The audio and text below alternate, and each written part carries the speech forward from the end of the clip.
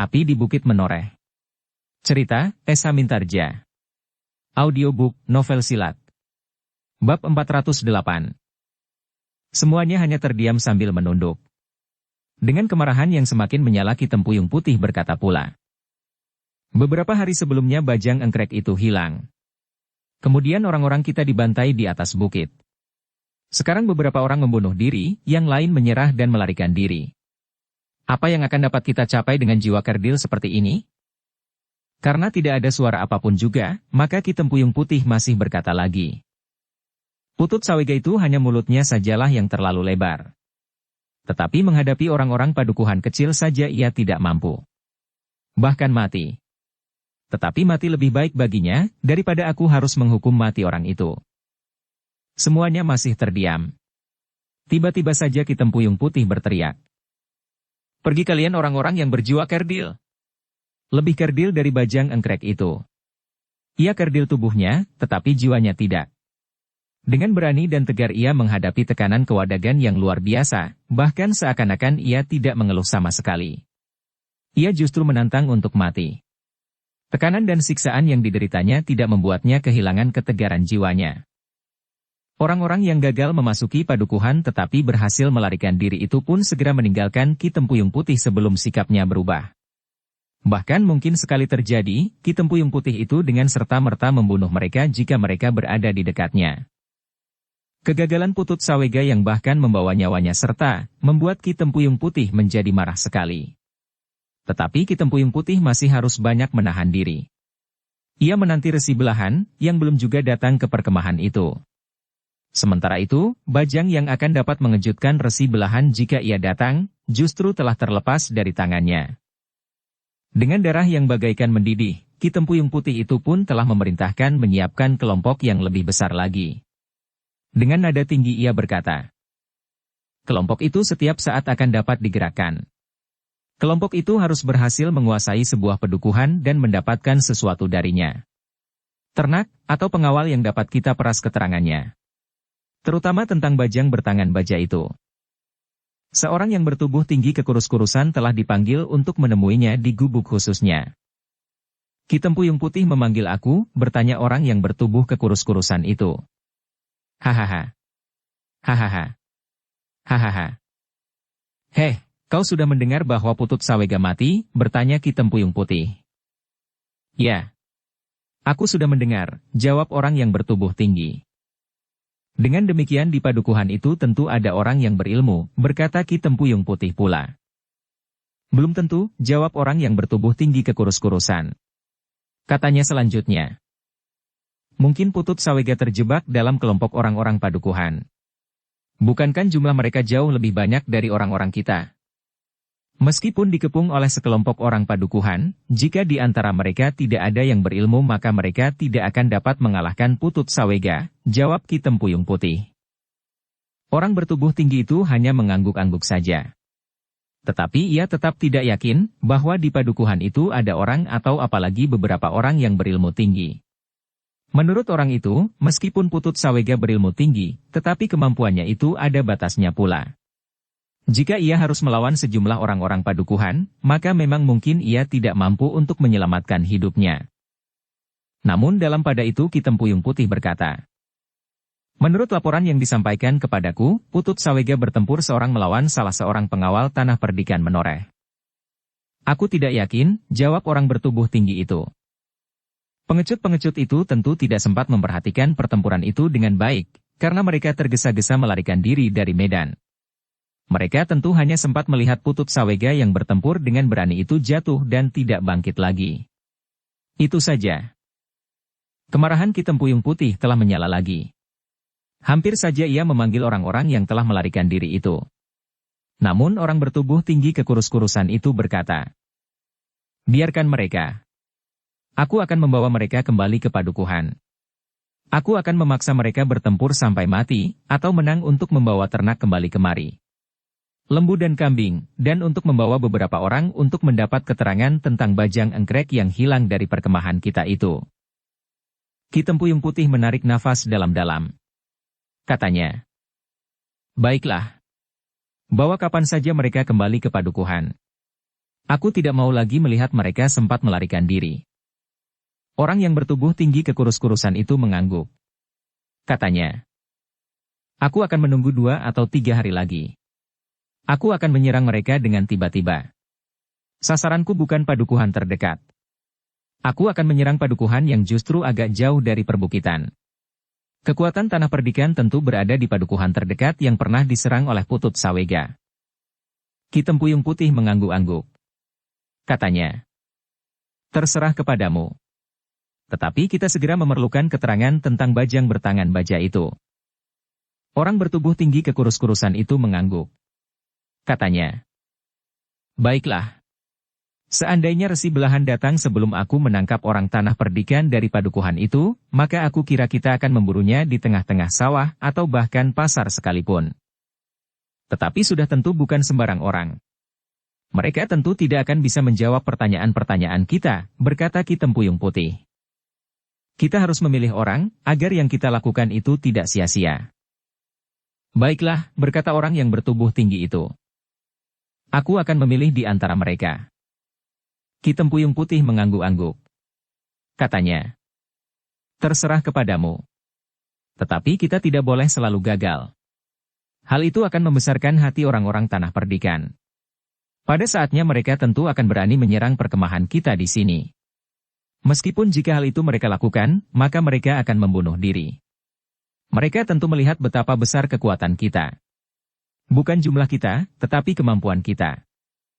Orang bertubuh tinggi itu mengangguk-angguk.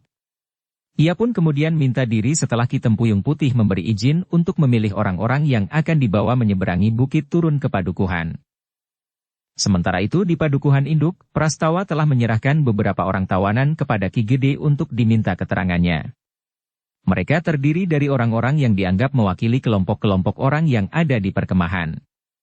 Di antaranya ada orang-orang yang agaknya memiliki cara hidup yang agaknya masih terbelakang. Bentuk tubuh, pakaian dan sifat mereka agak berbeda dengan kelompok-kelompok yang lain yang nampaknya sudah memiliki peradaban yang sewajarnya. Kita harus lebih berhati-hati menghadapi orang-orang yang nampaknya kasar dan tidak terikat pada paugeran apapun juga itu, Paman, berkata Prastawa. Kita menunggu Angger Agung Sedayu, berkata Ki Gede. Bukankah ia berjanji kembali pada hari ini juga, desis Prastawa? Ya. Nanti lewat senja, biarlah seseorang melihat ke rumahnya apakah ia sudah kembali atau belum, berkata Ki Gede kemudian. Tetapi jika Agung Sedayu itu belum kembali hari ini, biarlah Gelagah Putih dan Sabung Sari ikut mencari keterangan dari orang-orang yang tertawan itu, jawab Ki Gede. Prastawa mengangguk-angguk pula. Katanya, mereka sudah berada di rumahnya. Mereka kembali ke padukuhan induk bersamaku membawa para tawanan. Bagaimana dengan padukuhan-padukuhan di dekat pebukitan? Bertanya Ki Gede kemudian. Semuanya sudah mempersiapkan diri sebaik-baiknya, jawab Prastawa. Aku telah mempersiapkan kelompok-kelompok pengawal untuk berada di 4 padukuhan yang terdekat dengan pebukitan, berkata Ki Gede pula. Namun Prastawa berkata, mungkin sasaran mereka bukan di padukuhan terdekat lagi Paman. Tetapi aku sudah minta agar semua padukuhan mempersiapkan diri sebaik-baiknya. Kentongan dapat dipergunakan jika keadaan memang memaksa. Beberapa kelompok pengawal berkuda pun telah disiapkan pula, sehingga setiap saat dapat bergerak dengan cepat. Mudah-mudahan kita dapat mengatasi orang-orang yang berada di perkemahan itu, berkata Ki Gede kemudian. Dengan demikian maka para tawanan itu masih ditempatkan di ruang yang khusus dan dijaga dengan ketat. Ternyata bahwa orang-orang yang nampaknya lebih keras dan lebih kasar dengan yang lain itu memang lebih sulit untuk diatur. Bahkan dengan kawan-kawan mereka sendiri dalam bilik yang tertutup, selalu berselisih. Bahkan ada di antara mereka yang berkelahi, sehingga para pengawal terpaksa ikut campur untuk melerai mereka, setelah kawan-kawan mereka di bilik itu tidak mampu melakukannya. Namun sebenarnya lah terhadap mereka para pengawal tanah perdikan harus hati-hati, karena mereka dapat berbuat sesuatu di luar dugaan. Lewat senja, sebelum Ki Gede memerintahkan seseorang untuk melihat apakah Agung Sedayu sudah pulang atau belum, maka ternyata Agung Sedayu dan Gelagah Putih telah datang ke rumah Ki Gede. Keduanya pun kemudian dipersilahkan untuk duduk di pendapa. Ki Gede dan Prastawa kemudian menemui mereka, sementara beberapa orang telah menyuguhkan minuman dan makanan kepada keduanya. Aku baru saja datang Ki Gede, berkata Agung Sedayu. Di Mataram aku menemui beberapa orang sekaligus. Mumpung aku berada di Mataram. Bagaimana tanggapan para pemimpin Mataram tentang orang-orang di seberang bukit? Aku mendapat izin untuk mempergunakan pasukan khusus untuk membantu Tanah Perdikan menghadapi orang-orang itu. Menurut penilaian Mataram, kedatangan orang-orang itu agaknya memang sengaja ditujukan untuk membuat keresahan di Mataram. Tanah Perdikan adalah satu lingkungan yang dekat dengan kota Raja Mataram, sehingga Tanah Perdikan ini akan dapat menjadi sasaran gerakan pengacauan mereka selanjutnya. Karena itu, Mataram juga berkepentingan untuk menangkal mereka. Ki Gede mengangguk-angguk. Katanya. Terima kasih Nger. Dengan demikian maka hati kami menjadi semakin tenang, karena kami yakin bahwa kekuatan pasukan khusus di Tanah Perdikan itu cukup besar, meskipun jumlahnya itu tidak berlebihan. Tetapi kekuatan Tanah Perdikan menoreh sendiri sebenarnya cukup besar pula. Tetapi jika kekuatan para pengawal Tanah Perdikan itu harus terbagi pada setiap padukuhan, itulah yang agak terasa sulit. Kita tidak tahu padukuhan manakah yang akan didatangi oleh orang-orang di seberang pegunungan itu. Sementara pada saat ini, untuk menyerang mereka nampaknya masih terlalu tergesa-gesa. Kita belum tahu pasti kekuatan dan jebakan-jebakan apa yang telah dibuat orang-orang di seberang bukit itu, sehingga kita memerlukan waktu untuk melakukannya. Ki Gede mengangguk-angguk. Katanya. Sementara itu, mereka dapat bergerak setiap saat untuk mendatangi padukuhan-padukuhan, yang satu dengan yang lainnya terpisah. Ki Gede, berkata Agung Sedayu. Aku akan dapat menempatkan kelompok pasukan berkuda di Tanah Perdikan ini. Mereka akan dapat bergerak cepat ke padukuhan-padukuhan yang memerlukan, meskipun tidak mustahil bahwa ada 2 atau 3 padukuhan yang bersama-sama membutuhkan bantuan karena serangan mereka terbagi atas beberapa padukuhan. Kegagalan orang-orang di seberang bukit itu membuat mereka lebih berhati-hati lagi. Kita memang harus mengamati setiap gerakan mereka. Nampaknya mereka juga menduga bahwa bajang bertangan baja ada di tangan kita, sahut Prastawa. Hanya orang-orang terpilih sajalah yang akan melakukannya. Apalagi mendekati perkemahan itu. Nampaknya tingkat kemampuan orang-orang di perkemahan itu yang satu dengan yang lain jauh berbeda.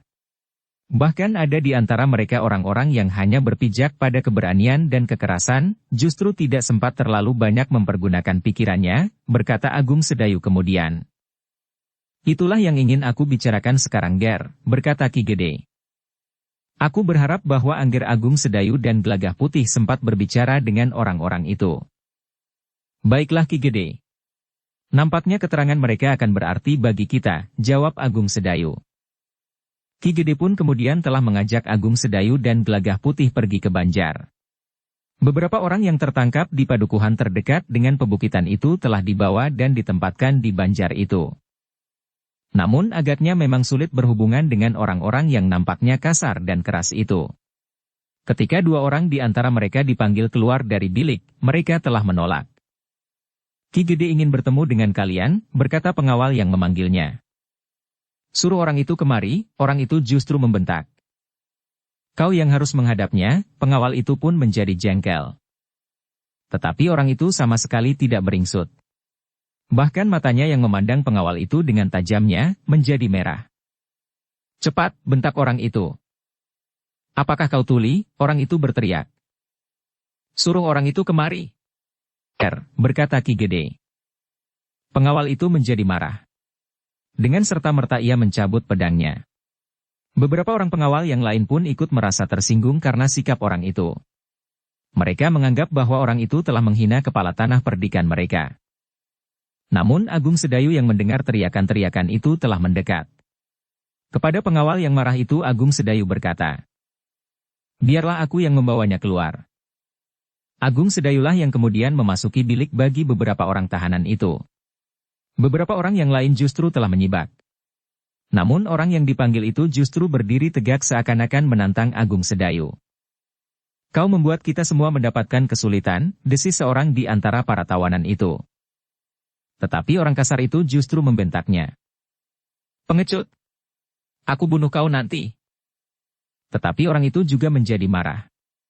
Katanya. Setan! Kau kira aku takut padamu? Agung Sedayu pun kemudian telah melangkah memasuki ruangan itu. Diterapkannya ilmu kebalnya. Dalam keadaan yang rumit itu ia harus berjaga-jaga. Orang-orang yang ada di ruangan itu terdiam melihat kehadiran Agung Sedayu. Mereka tidak tahu siapakah orang yang baru masuk itu. Namun dengan suara berat berwibawa Agung Sedayu berkata, "Jangan bertengkar.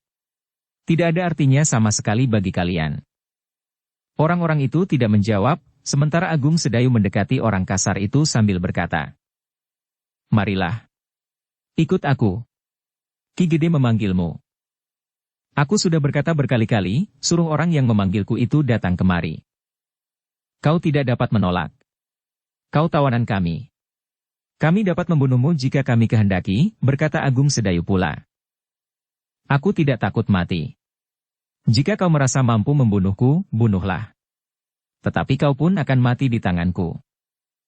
Agung Sedayu termangu-mangu sejenak.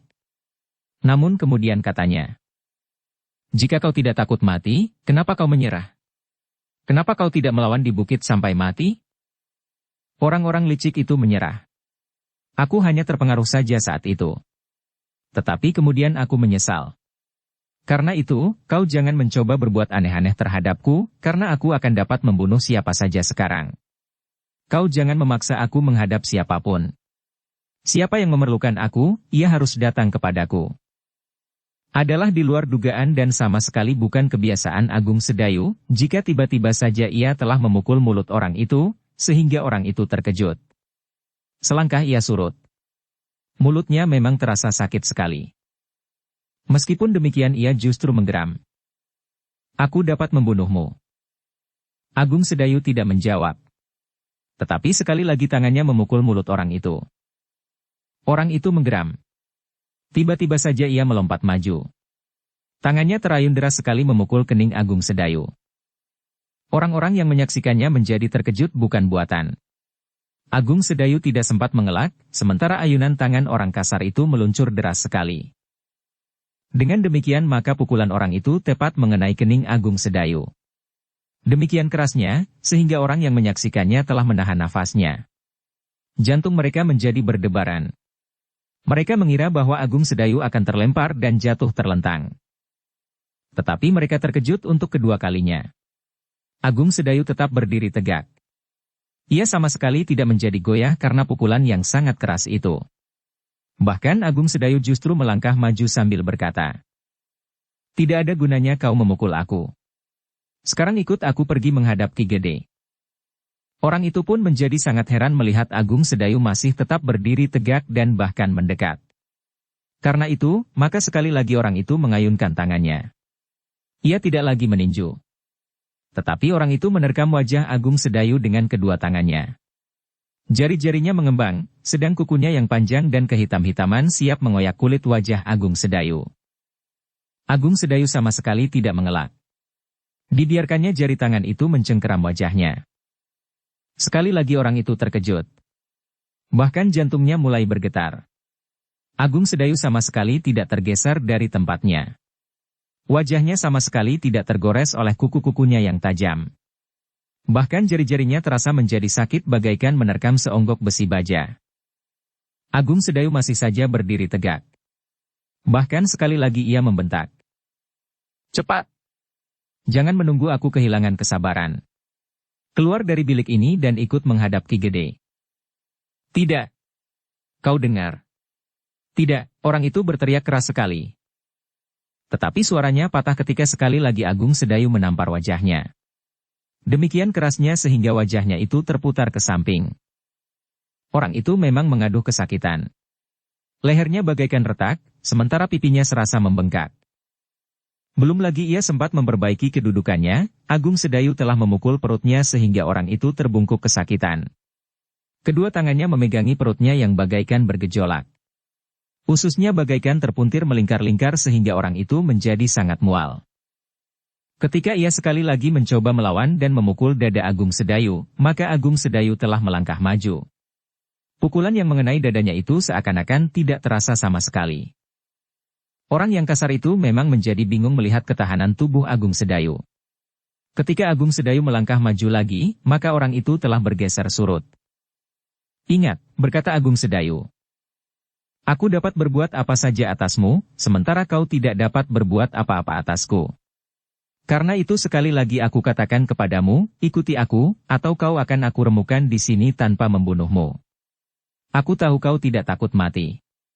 Tetapi kau tentu takut hidup dengan tubuh yang remuk. Wajah orang itu menjadi tegang. Dipandanginya Agung Sedayu dengan tajamnya. Ketika Agung Sedayu melangkah maju lagi, maka orang itu bergeser surut.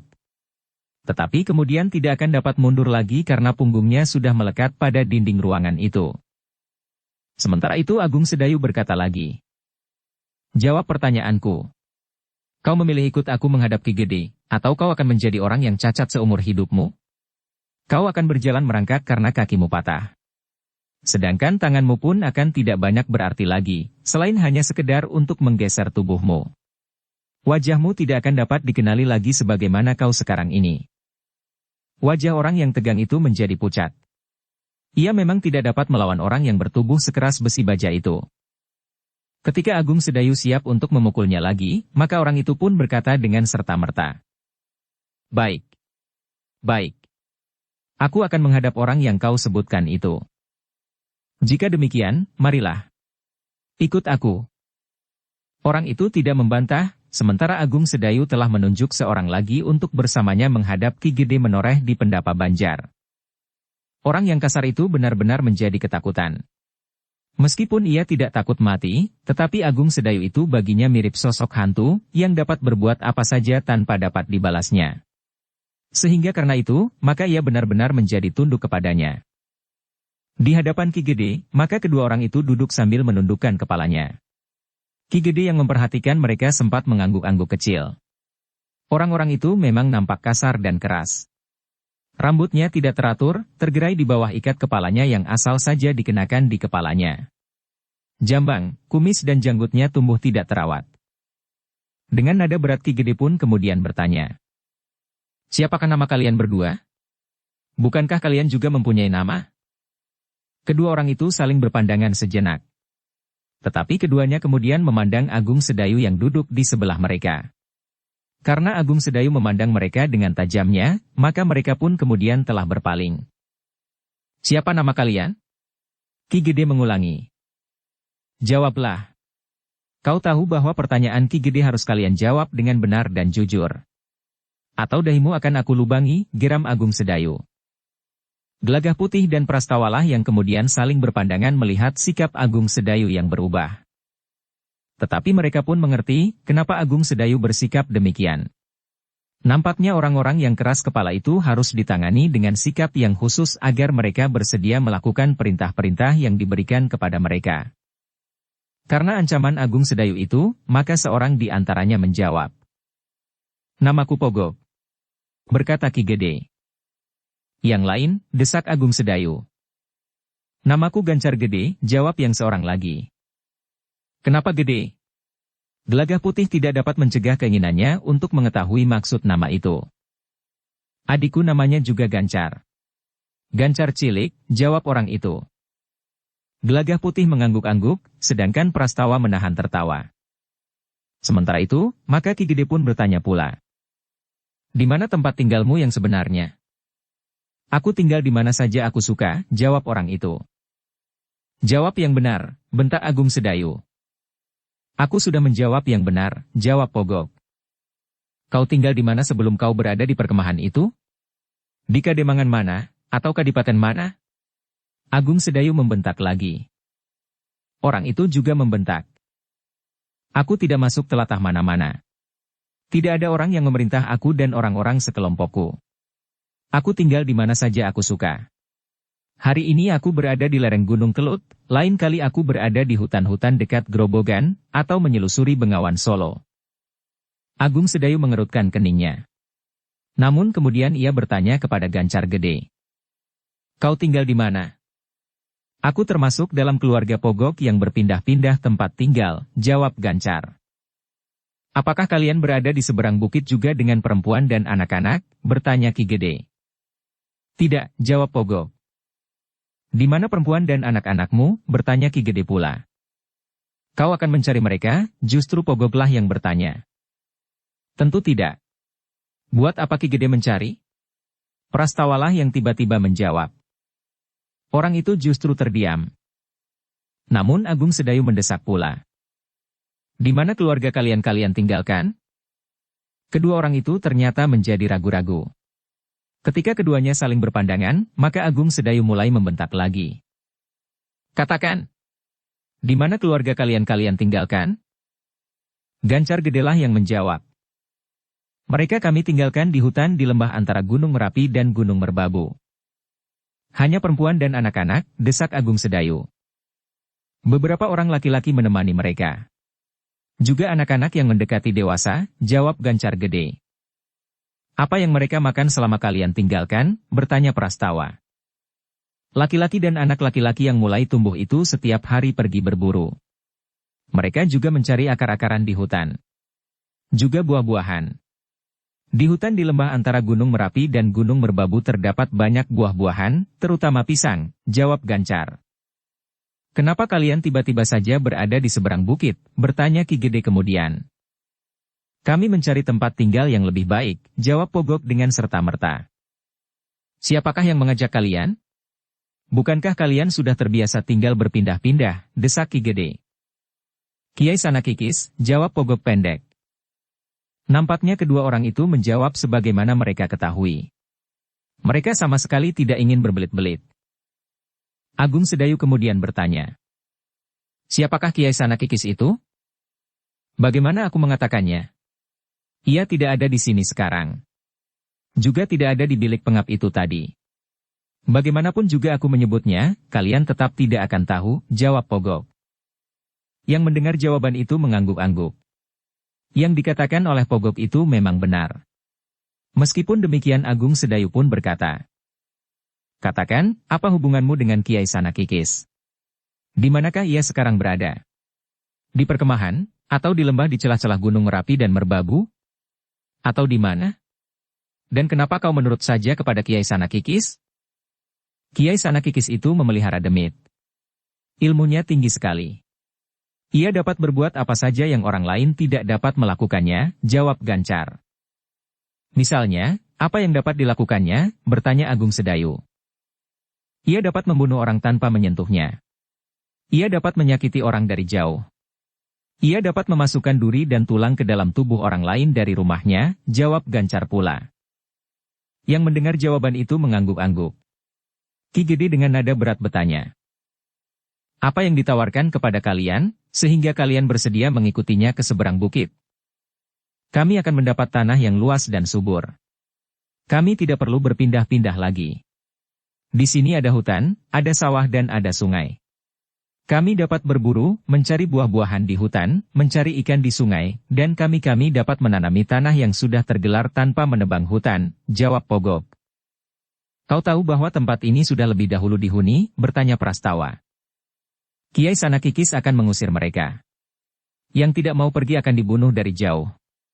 Tubuh mereka akan dihancurkan dengan duri dan tulang, jawab Pogok. Jika demikian, kenapa kalian harus bertempur? Kawan-kawan kalian ada yang mati. Kenapa bukan Kiai Sanakikis saja yang membunuh lawan-lawanmu? Maksudku penghuni yang telah ada di tanah yang dijanjikan kepadamu, berkata Agung Sedayu pula. Sebelum Kiai Sanakikis bertindak, maka kami mendapat wewenang untuk melakukannya pula dengan cara kami. Kiai Sanakikis tidak melarang kami membunuh orang-orang yang tinggal di tempat yang dijanjikan kepada kami, jawab Pogok. Apa hubungannya Kiai Sanakikis dengan Ki Tempuyung Putih yang juga tinggal di seberang bukit itu? Bertanya Ki Gede. Ki Tempuyung Putih memimpin semua orang. Kiai Sanakikis memimpin kami. Tetapi sekarang Kiai Sanakikis sedang pergi mencari orang yang disebut Resi Belahan, jawab Pogok. Jadi kalian semua harus tunduk kepada Ki Tempuyung Putih dan Kiai Sanakikis, bertanya Prastawa. Masih ada beberapa orang yang memelihara iblis di seberang bukit, jawab Pogok. Mereka yang tidak tunduk kepada orang-orang yang memelihara demit itu, tentu akan mati, apapun alasannya. Gandu yang berani membantah perintah Kiai Sanakikis, mati dipagut ular. Rame yang tidak berangkat berburu karena malas, tiba-tiba saja mati tercekik tanpa sebab. Apakah kalian tidak takut mati karena kalian menyerah? Bertanya Prastawa kemudian. Bukankah Kiai Sanakikis atau Ki Tempuyung Putih dapat membunuhmu selagi kau duduk di sini sekarang? Mereka tahu bahwa itu bukan salahku. Aku hanya ikut-ikutan menyerah. Sebenarnya aku tidak ingin menyerah, jawab Pogok. Namun nampak kecemasan membayang di wajahnya. Baiklah, berkata Ki Gede. Untuk sementara kami tidak akan bertanya lebih banyak lagi. Tetapi pada kesempatan lain, kami akan minta kalian menjawab pertanyaan-pertanyaan lagi. Tetapi Pogok itu menjawab. Apalagi yang akan kau tanyakan? Kenapa tidak sekarang saja? Aku tidak ingin lain kali diganggu lagi dengan pertanyaan-pertanyaan yang memuakkan itu, jawab Pogok. Apalagi aku akan dapat dibunuh oleh Kisana Kikis dari jauh jika ia tidak senang bahwa aku selalu menjawab pertanyaan-pertanyaanmu. Ia tidak akan membunuhmu karena kau menjawab pertanyaan-pertanyaan Ki Gede, sahut Agung Sedayu. Jika ia membunuhmu, tentu karena kau menyerah, sementara kawan-kawanmu ada yang mati. Wajah orang itu menegang. Demikian pula wajah Gancar Gede. Namun dengan nada tinggi Pogok pun kemudian berkata, apapun yang akan terjadi, kau tidak dapat memaksa aku untuk berbuat menurut kehendakmu. Kau ingat bahwa aku akan dapat meremukkan tubuhmu tetapi tidak membunuhmu? Itu yang tidak dapat dilakukan oleh Kisana Kikis. Bagiku sangat mudah untuk membunuhmu.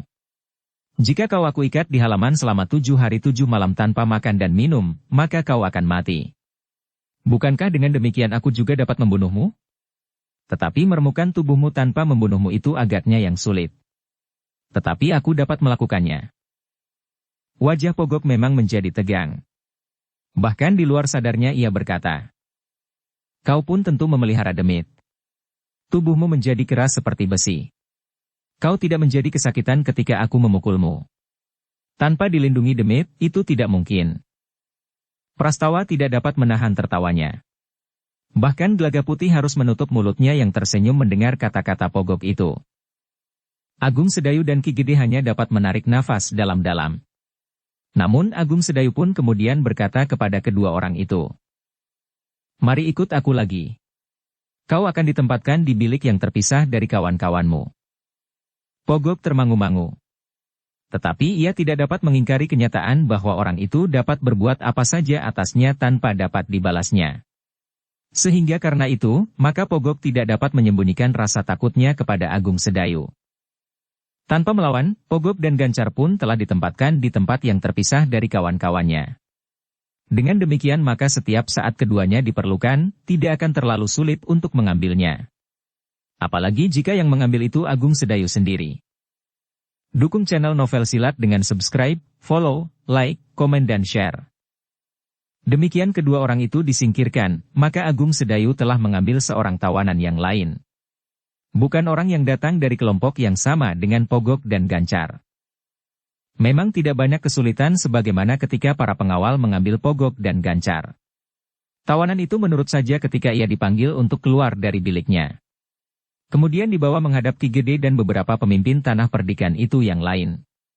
Tetapi sebaliknya, ketika diajukan pertanyaan kepadanya, maka jawabnya menjadi membingungkan. Orang itu berusaha untuk sebanyak-banyaknya merahasiakan isi perkemahan di seberang bukit. Aku tidak tahu nama pemimpin kami, jawab orang itu. Sebut siapa saja orang terpenting yang ada di perkemahan itu, minta Ki Gede. Aku tidak tahu, jawab orang itu.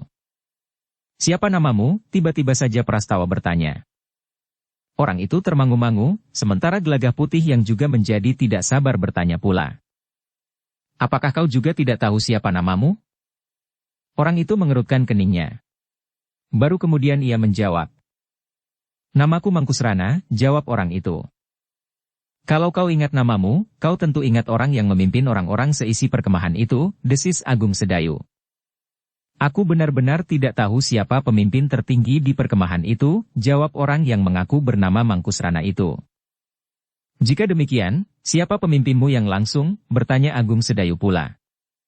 Tidak ada. Kami mempunyai kedudukan yang sama di perkemahan itu, jawab orang itu. Nah, jika kalian mempunyai kedudukan yang sama, lalu siapa yang berhak mengatur kalian, desak Ki Gede. Orang itu termangu-mangu. Tetapi ia masih mencoba untuk mengelak. Kami adalah orang-orang yang sudah berpengalaman, sehingga kami dapat menempatkan diri di antara kami semuanya. Tanpa ada yang mengatur, maka segala sesuatunya dapat berjalan dengan baik, wajar dan tidak ada persoalan. Apakah kau lebih dungu dari orang yang bernama Pogok dan Gancar yang baru saja kami panggil? Bertanya Agung Sedayu.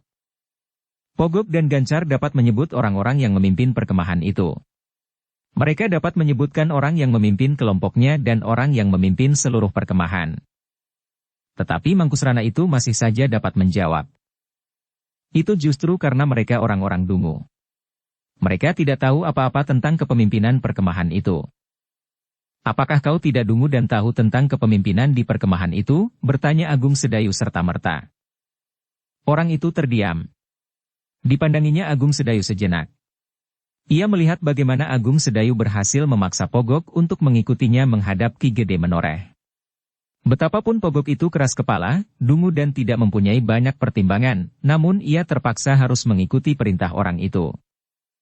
Karena itu, maka orang yang mengaku bernama Mangkusrana itu harus mempertimbangkan kemungkinan yang paling buruk yang dapat terjadi atasnya. Agung Sedayu melihat keraguan-raguan di mata Mangkusrana. Justru karena itu, maka ia membentaknya. Kau tahu bahwa Pogok dan Gancar tidak kembali ke dalam bilik itu? Mangkusrana tidak menjawab. Tetapi itu karena salah mereka sendiri. Ketika ia menjawab semua pertanyaan dengan jujur, rasa-rasanya ingin juga memaafkannya. Tetapi ternyata ia benar-benar keras kepala, sehingga aku harus berbuat lebih keras atas mereka. Mereka tidak mau menghormati orang yang seharusnya paling dihormati di tanah perdikan ini. Hal itu sama artinya dengan mereka yang tidak mau menjawab pertanyaan-pertanyaan dengan baik. Wajah Mangkusrana menjadi semakin tegang. Sementara Agung Sedayu berkata selanjutnya. Tetapi aku kira wajar sekali jika kau tidak segera menjawab pertanyaan-pertanyaan kami. Kau harus menunjukkan bahwa kau tidak menyerah. Kau tidak dengan cepat mau mengkhianati pemimpin-pemimpinmu. Wajah orang itu menjadi semakin tegang. Apalagi ketika Agung Sedayu berkata, untuk menyatakan kesetiaanmu kepada pemimpinmu, maka baru setelah tulang-tulangmu berpatahan, kau akan menjawab pertanyaan-pertanyaan kami. Keringat dingin mengalir di punggung Mangkusrana. Ia memang bukan pengecut. Tetapi kata-kata Agung Sedayu itu memang merupakan ancaman baginya. Jika Pogok dan Gancar tidak kembali ke bilik tahanan, maka kemungkinan buruk dapat terjadi pula atas dirinya. Sementara itu Agung Sedayu berkata, apakah kami harus mulai memaksamu berbicara dan menjawab pertanyaan-pertanyaan kami? Baik. Baik, suara orang itu pun bergetar. Aku akan menjawab pertanyaan-pertanyaan kalian. Agung Sedayu menarik nafas dalam-dalam. Ia pun kemudian bertanya. Siapakah pemimpin tertinggi di perkemahan itu? Orang itu masih ragu-ragu. Namun ketika Agung Sedayu bergeser maju sejengkal mendekatinya, maka orang itu dengan serta-merta menjawab. Resi Belahan, Kisanak. Resi Belahan. Tiba-tiba saja Agung Sedayu mencengkam lengan orang itu dengan lambaran tenaga dalamnya. Jari-jarinya menjadi seperti tulang-tulang besi baja yang menjepit lengannya. Orang itu menyeringai menahan sakit. Dengan gagap ia berkata, baik, baik. Aku akan berkata sebenarnya. Kenapa kau sebut Resi Belahan? Bukankah Resi Belahan masih belum datang? Agaknya ia datang terlambat. Tetapi ia tentu bukan pemimpin perkemahan itu. Nah, sebut orang lain. Aku tahu apakah kau berbohong atau tidak. Ya, orang itu terbata-bata. Memang bukan Resi Belahan. Tetapi ternyata Resi Belahan mempunyai pengaruh yang sangat kuat di perkemahan kami. Jika saja ia datang, maka ia akan segera dianggap sebagai pemimpin tertinggi kami. Ya, aku percaya, jawab Agung Sedayu. Tetapi sebut nama lain sebelum Resi Belahan datang. Orang itu termangu-mangu sejenak. Namun Agung Sedayu belum melepaskan tangannya. Bahkan cengkaman jari-jarinya menjadi semakin kuat. Meskipun penuh kebimbangan, orang itu kemudian menjawab. Ki Tempuyung Putih. Ia untuk sementara memimpin kami penghuni perkemahan itu. Agung Sedayu melepaskan tangannya. Sambil menarik nafas panjang ia berkata. Bagus. Aku percaya. Tetapi sebut lagi pemimpin kelompokmu. Kami berada di bawah pimpinan Putut Sawega. Tetapi ia telah terbunuh, jawab Mangkusrana. Sebut nama lain. Jangan nama orang yang telah terbunuh di pertempuran, berkata Agung Sedayu. Orang itu menjadi bingung. Tetapi Agung Sedayu mendesak. Sebut nama orang-orang penting di perkemahan itu. Selain Ki Tempuyung Putih, Putut Sawega yang telah terbunuh, siapa lagi? Orang itu termangu-mangu.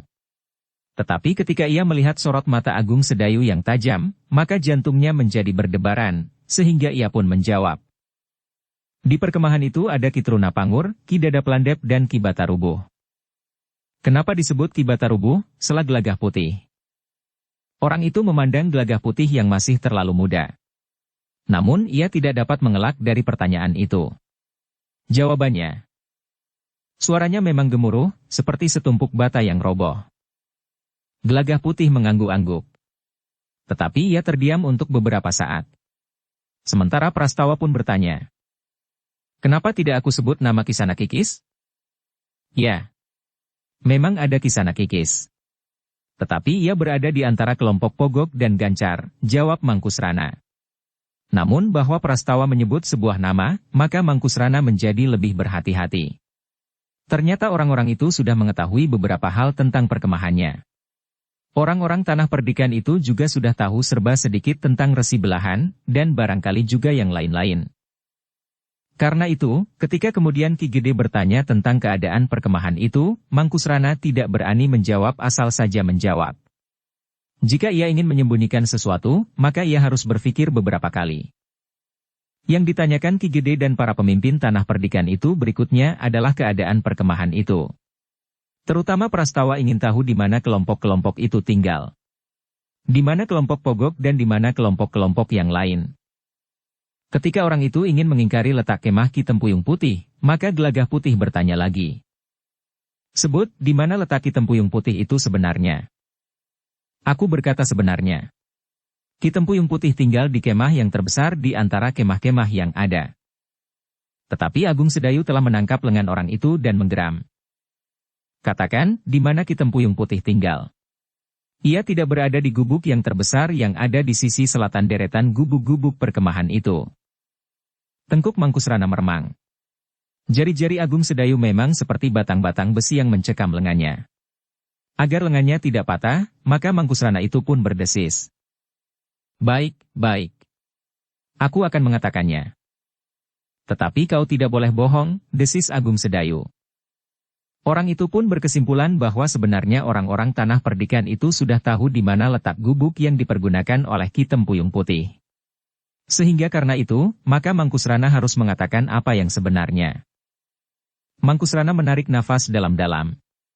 Ketika ia menjawab, Agung Sedayu dan orang-orang Tanah Perdikan yang lain pun mempercayainya. Namun dengan demikian Mangkusrana semakin yakin bahwa orang-orang Tanah Perdikan itu pernah datang dan berada di perkemahan itu. Bahkan dugaannya bahwa bajang bertangan baja ada di Tanah Perdikan itu pun menjadi semakin mantap. Tetapi ia tidak dapat berbuat sesuatu. Ia tidak dapat melaporkan bahwa ia berkesimpulan bahwa bajang bertangan baja itu berada di Tanah Perdikan, karena ia tidak akan mungkin meninggalkan Tanah Perdikan itu. Sebagai seorang tawanan ia sadar sepenuhnya bahwa penjagaan di Banjar itu demikian ketatnya, sehingga tidak akan ada seorang tawanan pun yang akan dapat lolos. Kecuali mereka yang sengaja membunuh diri. Demikianlah. Setelah beberapa pertanyaan yang lain dijawabnya dengan hati-hati, maka Mangkusrana itu pun telah dikembalikan lagi ke dalam bilik tahanannya. Tetapi di bilik itu masih juga belum nampak Pogok dan Gancar yang diambil lebih dahulu daripadanya. Setelah para tawanan itu dikembalikan, maka para pemimpin Tanah Perdikan itu mempunyai wawasan yang lebih luas tentang perkemahan di lereng bukit itu. Dengan demikian maka para pemimpin Tanah Perdikan itu akan dapat membuat rencana yang lebih mapan menghadapi orang-orang yang ada di seberang bukit. Ternyata sebagian dari mereka adalah orang-orang yang hidup dengan cara dan kebiasaan yang masih agak terbelakang. Mereka nampaknya masih belum menyadari satu lingkungan pemerintahan, sehingga mereka merasa bahwa mereka tidak tunduk kepada pemerintahan yang manapun. Namun nampaknya Resi Belahan, Ki Tempuyung Putih dan beberapa orang dapat memanfaatkan mereka dengan menunjukkan beberapa kelebihan mereka, sehingga orang-orang yang masih agak terbelakang itu dapat mereka takut-takuti. Mereka menganggap bahwa Ki Tempuyung Putih dan beberapa orang yang lain memiliki hubungan dengan kekuatan di luar jangkauan penalaran mereka. Lambaran ilmu hitam itu memungkinkan Ki Tempuyung Putih dan kawan-kawannya memberikan kesan bahwa mereka mempunyai kuasa yang tidak terlawan. Dengan demikian, maka selain kepada orang-orang yang masih terbelakang itu diberikan harapan-harapan, mereka pun telah ditakut-takuti pula.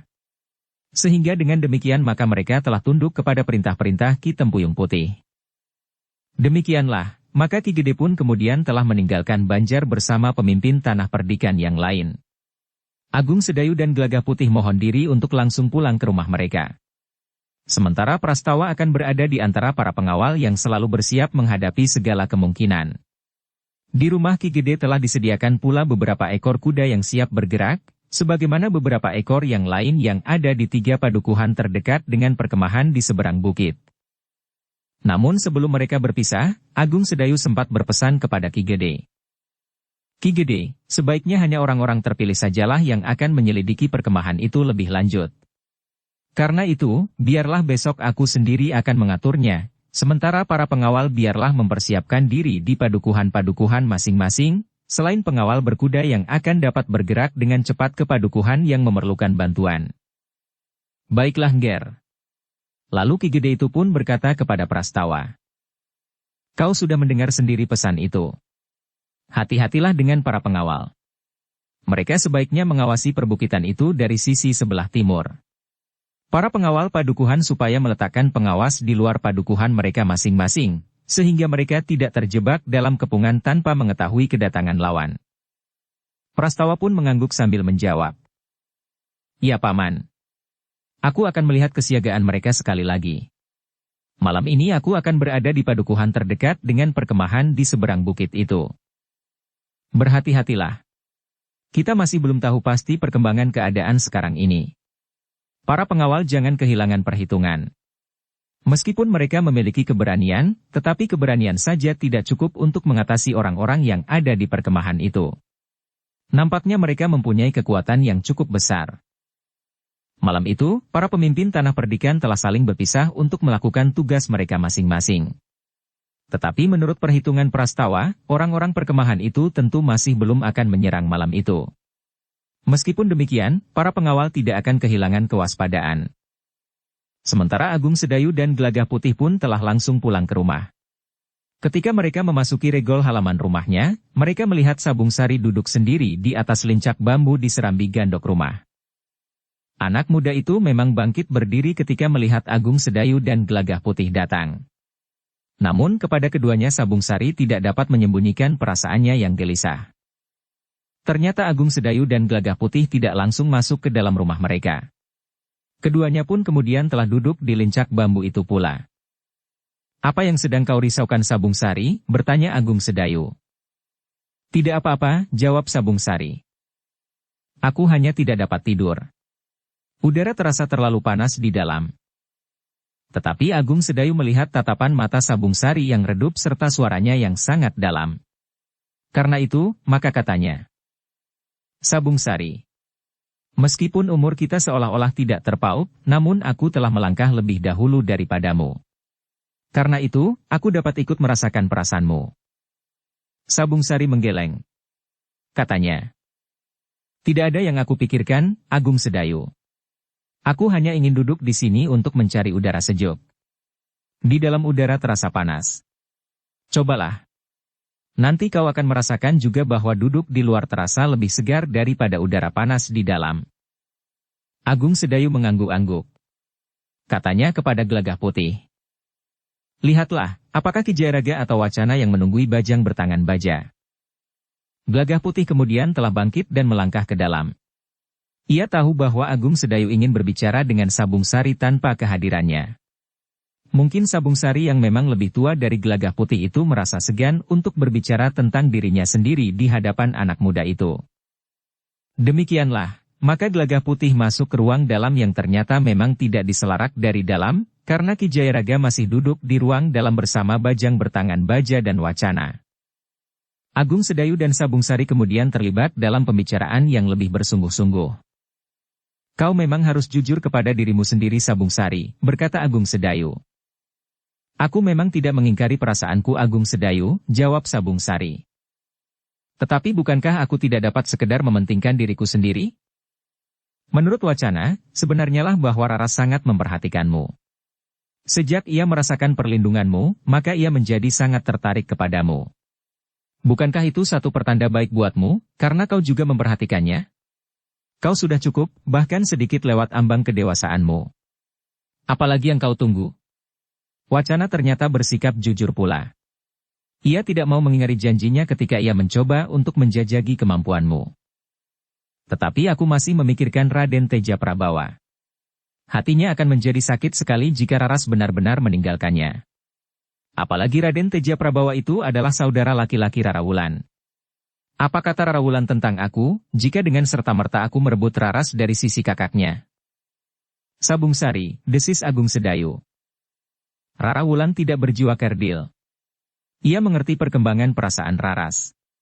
Meskipun agaknya Rara Wulan juga merasa iba melihat keadaan kakaknya, tetapi ia mencoba untuk menilai keadaan dengan wajar. Ia tidak akan dapat menyalahkanmu. Apalagi jika Raras sendiri telah mengambil keputusan. Jadi apa yang sebaiknya aku lakukan? Bertanya Sabung Sari meskipun dengan ragu-ragu. Kau harus menemui Raras. Kau harus berterus terang menghadapi kepadanya. Hanya dengan demikian kau akan mendapatkan ketenangan. Demikian pula Raras. Raden Teja Prabawa sebaiknya mengakui kelemahannya, sehingga ia harus minggir. Ia harus menyesuaikan dirinya dengan penilaian orang lain terhadap dirinya.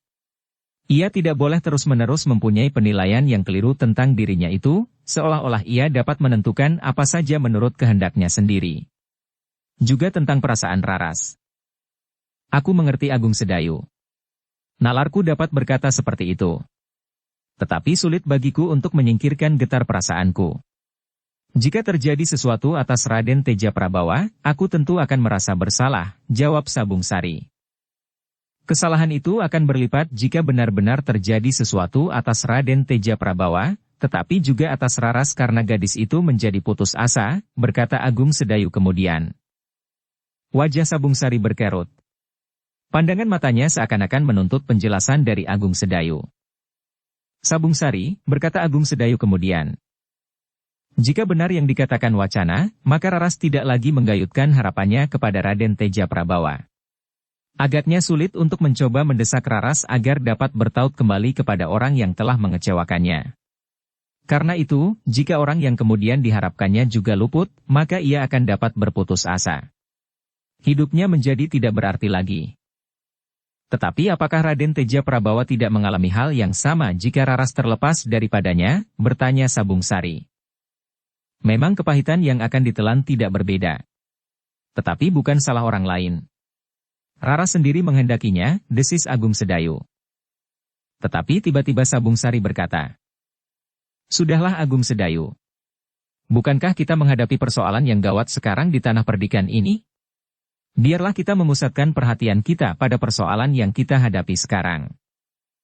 Aku mengerti Sabung Sari. Tetapi Raras yang jiwanya mengalami kekosongan memerlukan sesuatu yang dapat membuatnya berpengharapan. Ia tidak boleh terlalu lama mengalami kegelisahan, justru baru saja jiwanya terguncang, sahut Agung Sedayu. Sabung Sari mengangguk-angguk. Tetapi ia tidak menjawab lagi. Agung Sedayu pun terdiam untuk beberapa saat. Namun kemudian Agung Sedayu itu pun berdesis. Aku akan melihat, apakah Ki Jayaraga masih duduk. Mereka masih ada di ruang tengah, jawab Sabung Sari. Siapa saja? Bertanya Agung Sedayu. Ki Jayaraga, Wacana dan Bajang bertangan baja, jawab Sabung Sari. Apakah kau akan ikut duduk pula? Kita berbicara tentang orang-orang di perkemahan itu, ajak Agung Sedayu. Sabung Sari tidak menolak. Ia pun kemudian mengikuti Agung Sedayu ke ruang dalam. Di ruang dalam memang masih duduk orang-orang yang dikatakan oleh Sabung Sari, ditambah oleh Gelagah Putih. Sementara Sekar Mirah dan Rara Wulan telah berada di dalam biliknya. Tetapi di atas amben bambu yang luas masih tersedia minuman meskipun sudah menjadi dingin. Meskipun demikian wedang jahe gula kelapa itu masih dapat membuat tubuh menjadi hangat. Bersama Ki Jayaraga, Gelagah Putih dan Sabung Sari, Agung Sedayu mulai membicarakan orang-orang yang berada di perkemahan. Kepada Bajang bertangan baja Agung Sedayu berkata, Kau boleh mendengarkannya, karena apa yang aku katakan bukan rahasia bagimu, karena kau tidak berdiri di pihak mereka. Bajang bertangan baja hanya menundukkan kepalanya saja. Ia merasa dirinya bukan bagian dari tanah perdikan menoreh, tetapi juga bukan bagian dari orang-orang perkemahan. Tetapi bagaimanapun juga ia tidak dapat melupakan bahwa orang-orang Tanah Perdikan Menoreh itu telah melepaskannya dari siksa Ki Tempuyung Putih atas nama Resi Belahan, yang mendendamnya karena telah menyebabkan Ki Manuhara terbunuh bukan karena tugas pokoknya. Sementara itu Agung Sedayu memang menceritakan hasil pembicaraannya dengan para tawanan di Banjar. Tanah Perdikan ini benar-benar ada dalam bahaya. Orang-orang yang sebelumnya hidup tanpa menghiraukan arti pemerintahan itu akan menjadi sangat berbahaya. Ki Tempuyung Putih dan orang-orangnya tentu memberikan keterangan-keterangan yang tidak benar kepada mereka. Mereka tentu telah membakar hati orang-orang itu untuk dapat dimanfaatkan sebaik-baiknya di Tanah Perdikan Menoreh. Besok kita harus mulai dengan penyelidikan di perkemahan itu, sahut Gelagah Putih. Besok kita bertiga akan memasuki perkemahan itu, berkata Agung Sedayu. Tetapi Bajang Bertangan Baja itu berkata, "Jika diizinkan, aku bersedia ikut memasuki perkemahan itu." Agung Sedayu memandanginya sejenak. Namun kemudian ia pun tersenyum sambil berkata, "Belum saatnya kau melibatkan diri Bajang. Apalagi kau membawa dendam di hatimu. Di perkemahan tentu kau lebih banyak dikuasai oleh gejolak perasaan daripada perhitungan nalarmu. Itu berbahaya bagi kita dan terutama bagimu sendiri. Kau adalah buruan yang sangat berharga bagi orang-orang perkemahan itu." Bajang Bertangan Baja itu mengangguk-angguk. Katanya, "Aku mengerti. Kalian pun tentu tidak mempunyai kepercayaan cukup kepadaku. Aku sama sekali tidak kecewa, karena hal itu adalah hal yang sangat wajar." Orang-orang yang mendengar kata-kata Bajang Bertangan Baja itu menjadi termangu-mangu. Namun Agung Sedayulah yang kemudian berkata, "Terima kasih atas pengertianmu. Tetapi pada suatu saat kepercayaan kami kepadamu mungkin akan meningkat, dan bahkan mungkin kami tidak berkeberatan jika kau bersedia membantu Tanah Perdikan menghadapi orang-orang di perkemahan itu, karena orang-orang perkemahan mempunyai beberapa orang berilmu tinggi." Agung Sedayu, berkata Bajang Bertangan Baja, "Jika dikehendaki, maka aku akan dengan senang hati melibatkan diri, membantu orang-orang Tanah Perdikan ini." Agung Sedayu menarik nafas dalam-dalam. Tetapi sebelum Agung Sedayu menjawab, Bajang Bertangan Baja itu pun berkata, "Tetapi aku pun tidak akan dapat menuntut terlalu banyak. Apalagi ada kemungkinan bahwa aku akan dihukum mati di Tanah Perdikan ini." "Ya," sahut Agung Sedayu. "Meskipun demikian, kita akan melihat perkembangan keadaan." Bajang Bertangan Baja itu tidak menjawab. Dengan wajah yang kosong ia mengangguk-angguk kecil. Sementara Agung Sedayu pun kemudian berkata, "Kita dapat beristirahat sekarang. Hari sudah jauh malam. Besok kita masih mempunyai kewajiban yang harus kita lakukan." Orang-orang yang ada di ruang dalam itu pun kemudian bangkit dan pergi ke bilik masing-masing. Ki Jayaraga juga mempersilahkan untuk beristirahat. "Bagaimana dengan Bajang Engkrek?" bertanya Ki Jayaraga kepada Agung Sedayu. "Biarlah aku yang mengawasinya," jawab Agung Sedayu. "Nanti biarlah Gelagah Putih menggantikan aku jika aku mulai mengantuk." "Bukankah kau besok bertugas di barak?" bertanya Ki Jayaraga pula. "Ya. Tetapi aku masih punya kesempatan untuk tidur nanti," jawab Agung Sedayu. Demikianlah, maka Ki Jayaraga pun telah pergi ke biliknya pula. Sementara itu ternyata Sabung Sarilah yang menemani Agung Sedayu duduk di ruang tengah itu. Ketika yang lain telah pergi, maka Sabung Sari itu pun bertanya, "Apakah di Mataram kau bertemu dengan Raras?" "Aku memang menemui Ki Ranggawibawa. Raras hanya sebentar menemui aku sambil menghidangkan minuman. Ia tidak mengatakan sesuatu kepadaku kecuali mengucapkan selamat datang." Ketika yang lain telah pergi, maka Sabung Sari itu pun bertanya. Sabung Sari menarik nafas dalam-dalam. Namun ia tidak bertanya lagi tentang Raras. Bahkan kemudian ia pun berkata, "Besok kita sebaiknya melihat keadaan perkemahan itu. Kita tidak boleh terlambat, sehingga Tanah Perdikan ini akan menjadi ajang permainan mereka yang keras dan kasar itu." "Ya. Besok kita bersama Gelagah Putih akan pergi ke perkemahan itu," berkata Agung Sedayu kemudian. Demikianlah, untuk beberapa saat mereka masih berbincang tentang orang-orang yang ada di perkemahan itu. Namun kemudian Sabung Sari justru mempersilahkan Agung Sedayu untuk beristirahat. Katanya, "Kau tentu letih. Sehari-harian kau berada di Mataram. Besok kau akan bertugas di barak. Biarlah aku saja yang mengawasi bajang bertangan baja. Nampaknya ia sudah menjadi jinak. Agung Sedayu mengiyakannya. Namun ia berpesan. Meskipun demikian kau harus berhati-hati.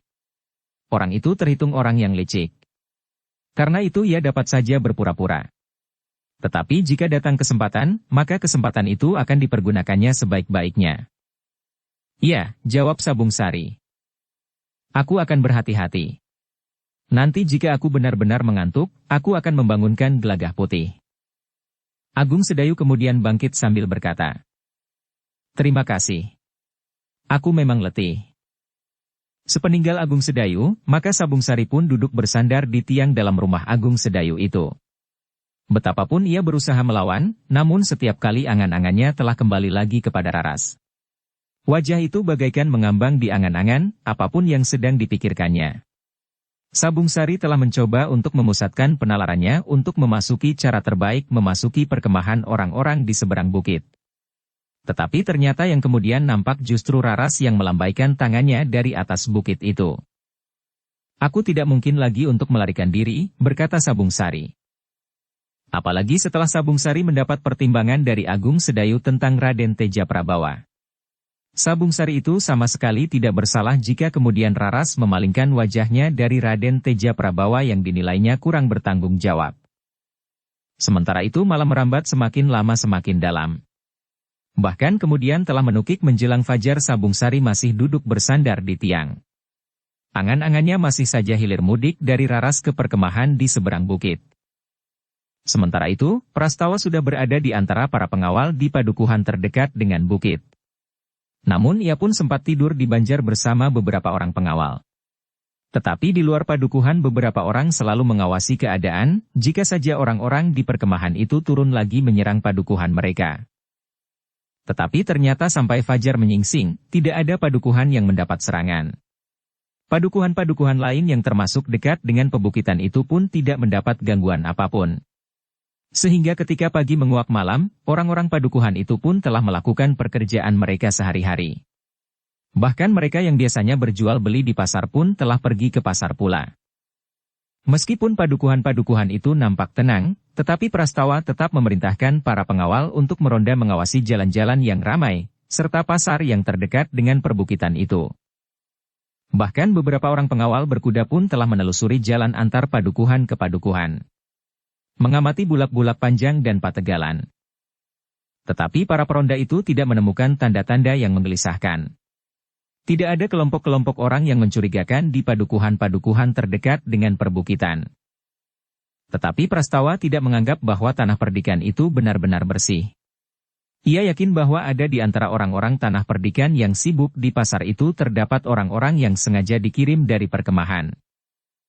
Karena itulah, maka Prastawa dan dua orang pengawal terpilih telah ada di pasar ketika matahari mulai naik, untuk melihat-lihat keadaan.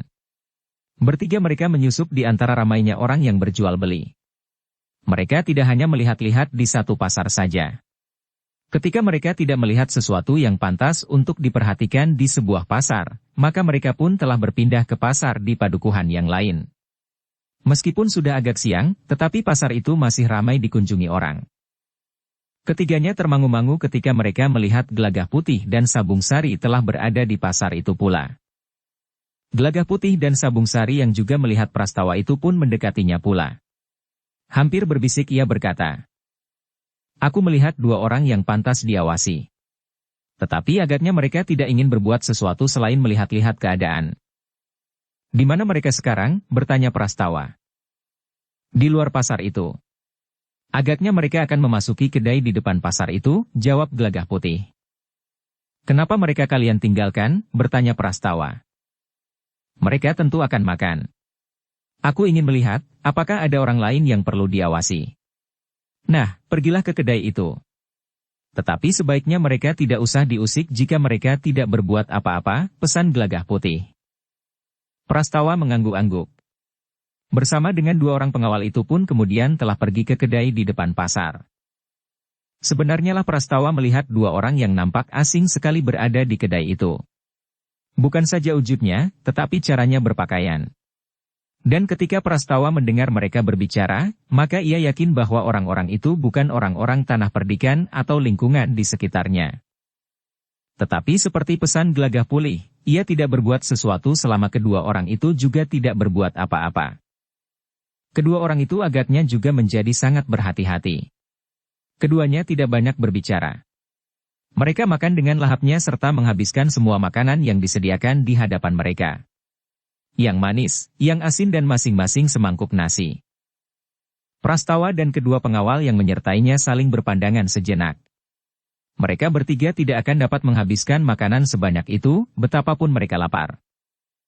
Namun dengan demikian Prastawa menjadi curiga. Mungkin orang-orang itu tidak akan membayar harga makanan dan minuman yang telah dimakan dan diminumnya. Karena itu, maka Prastawa dan kedua orang pengawal yang menyertai mereka tidak beranjak dari tempat mereka. Mereka menunggu sampai kedua orang itu selesai makan dan minum. Namun dugaan Prastawa ternyata keliru. Kedua orang itu setelah makan dan minum telah membayar sesuai dengan harga yang disebut oleh pemilik kedai itu. Prastawa menarik nafas dalam-dalam. Kepada kedua pengawal yang menyertainya Prastawa berbisik sambil tersenyum.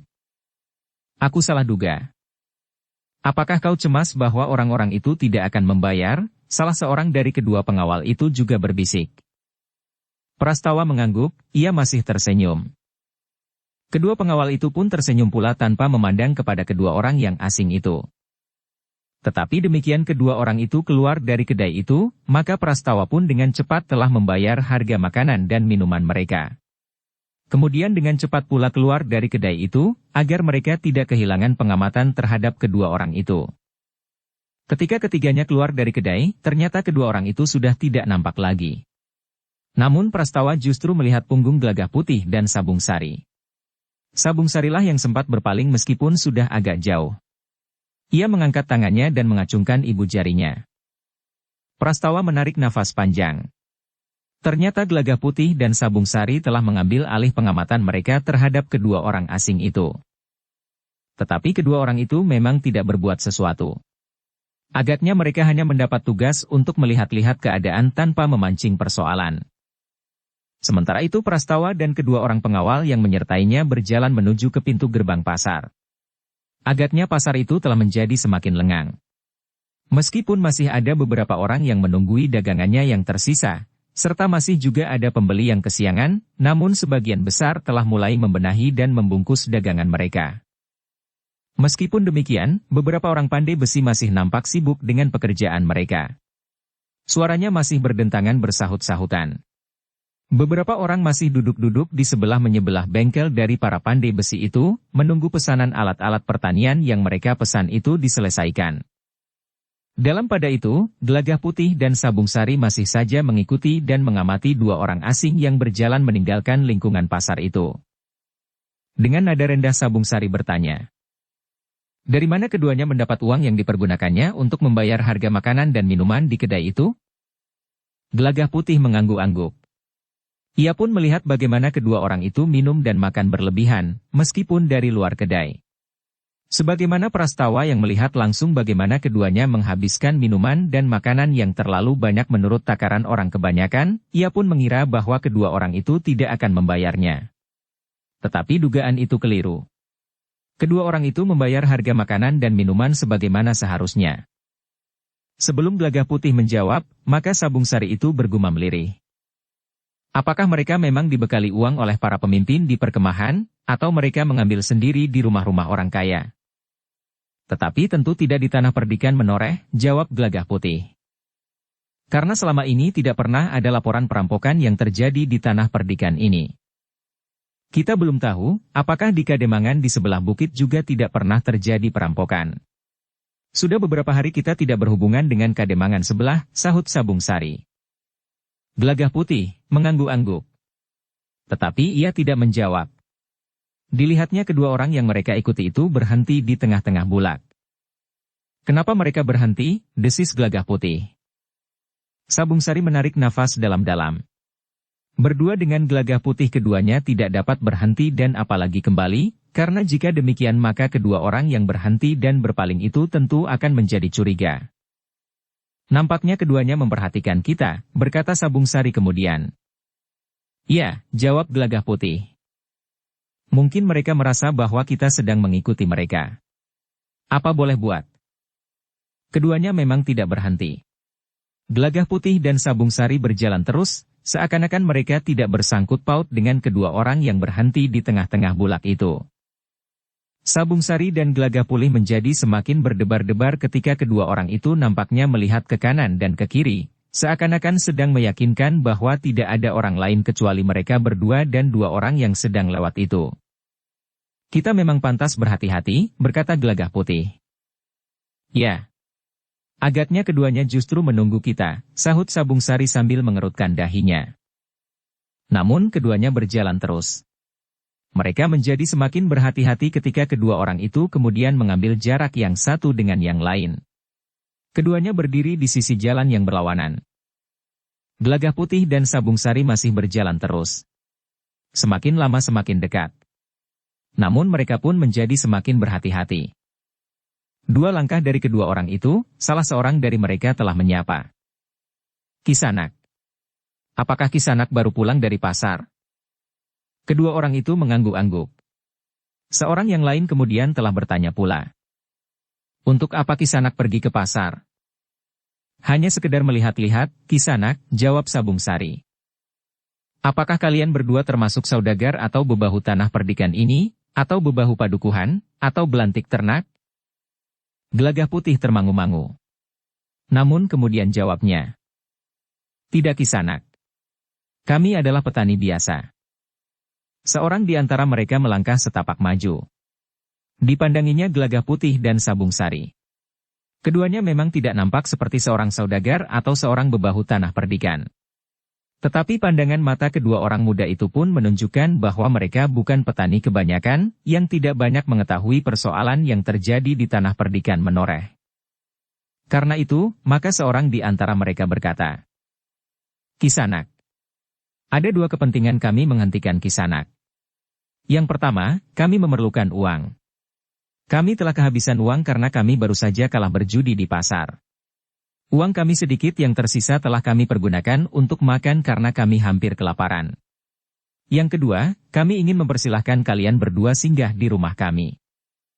Kami mengerti tentang uang yang kalian butuhkan, meskipun kami tidak mempunyainya. Tetapi kami tidak mengerti maksud kalian minta kami berdua singgah di rumah kalian. Ada beberapa persoalan yang ingin kami tanyakan kepada kalian berdua tentang tanah perdikan. Tetapi tidak baik kami lakukan di tengah-tengah bulak ini. Karena itu, maka kami mempersilahkan kalian untuk singgah di rumah kami.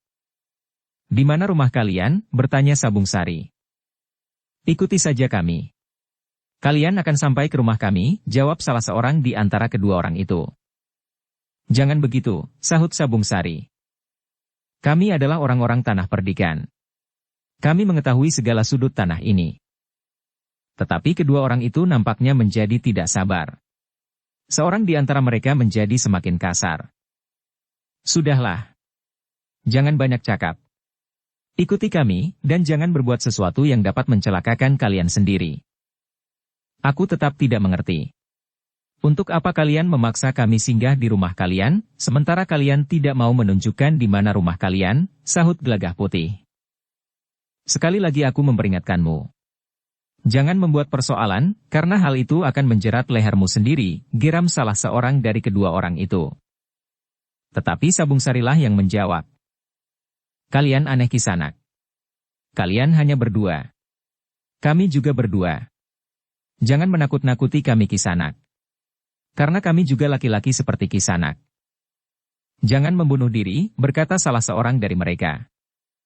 Meskipun kalian juga berdua, tetapi kalian tidak akan dapat menyelamatkan diri jika kami sudah mulai bertindak kasar.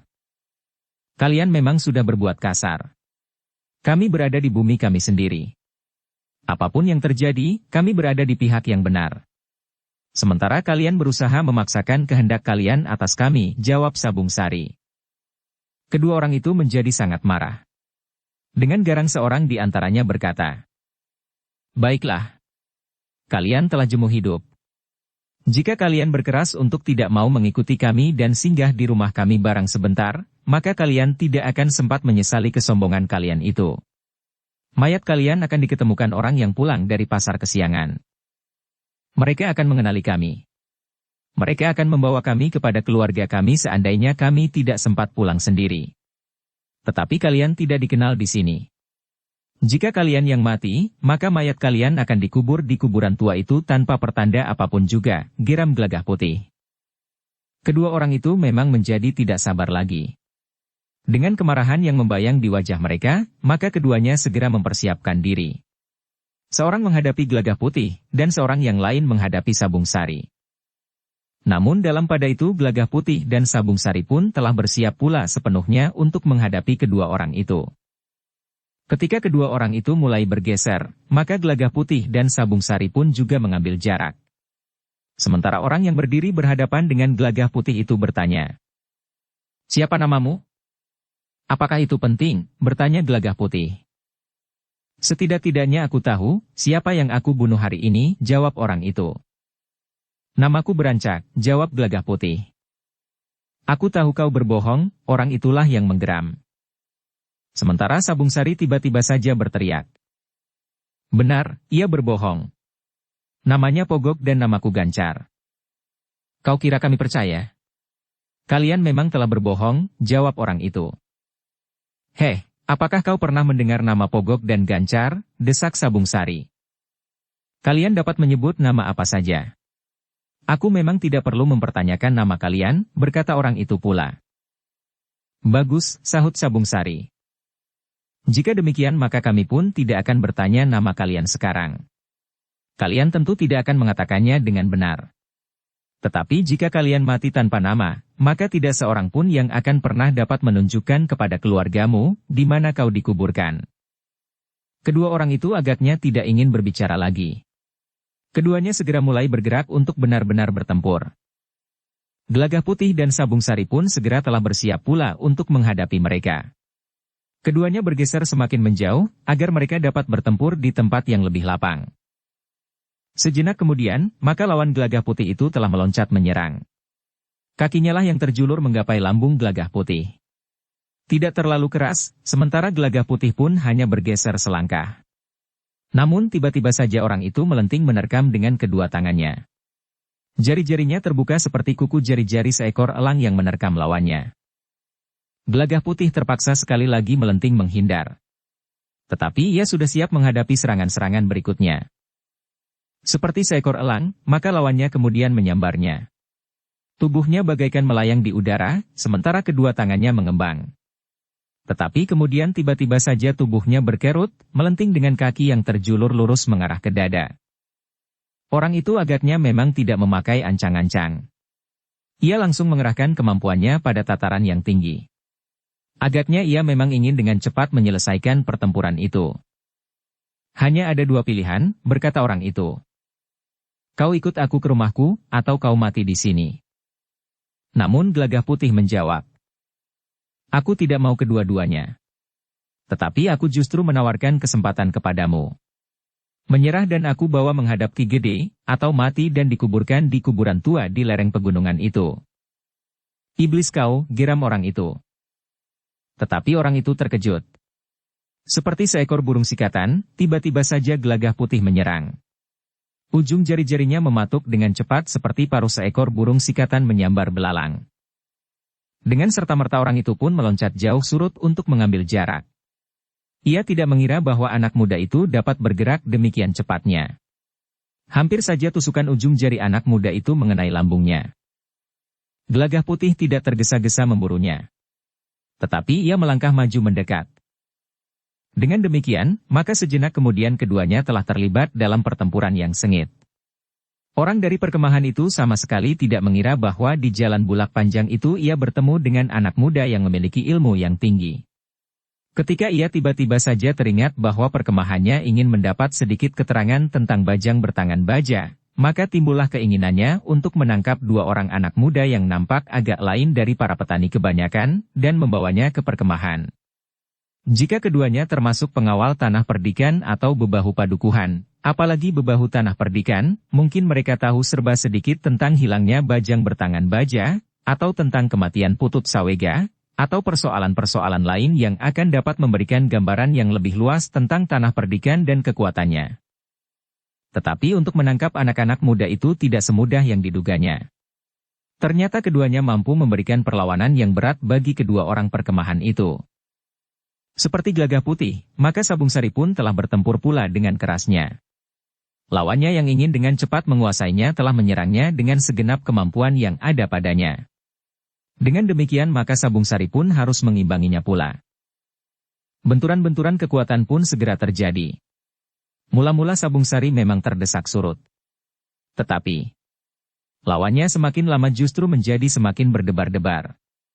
Selapis demi selapis Sabung Sari telah meningkatkan ilmunya pula, sehingga lawannya tidak lagi dapat mendesaknya. Bahkan beberapa kali ia terkejut karena Sabung Sari mampu bergerak dengan cepat, dan bahkan kadang-kadang telah mendahului dan memotong unsur-unsur geraknya. Seperti juga Gelagah Putih, maka Sabung Sari pun bertempur semakin sengit. Lawannya benar-benar telah mengerahkan kemampuannya untuk dengan cepat mengalahkannya sebelum orang-orang Tanah Perdikan melihat pertempuran itu dan melibatkan diri mereka. Tetapi ternyata orang itu tidak mampu. Bahkan semakin lama, ketika Sabung Sari semakin meningkatkan ilmunya, orang itu justru menjadi semakin terdesak. Karena itu, maka tidak ada jalan lain yang dapat ditempuh selain mempergunakan senjatanya. Niatnya untuk menangkap anak muda Tanah Perdikan itu pun menjadi terdorong ke belakang. Dengan garang ia berkata, "Sebenarnya lah aku ingin mempersilahkanmu singgah ke rumahku. Aku telah mengatakannya dengan baik. Tetapi kau tidak menanggapinya dengan baik pula. Karena itu, aku ingin memaksamu untuk mengikutiku pergi ke rumahku. Tetapi kau justru semakin sombong dan keras kepala. Karena itu, maka aku tidak mempunyai pilihan lain. Daripada kau luput dari tanganku dan bercerita kepada orang-orang Tanah Perdikan yang lain, maka sebaiknya kau benar-benar mati saja di sini." "Kau kira aku sudah ingin mati?" jawab Sabung Sari. "Aku tidak peduli. Ingin atau tidak ingin, aku akan membunuhmu," jawab lawannya. Tetapi Sabung Sari berkata, "Kisanak, aku juga membawa pedang. Karena itu aku akan bertahan. Jika kau memang ingin membunuhku, maka aku pun tidak akan mengekang diri untuk membunuhmu.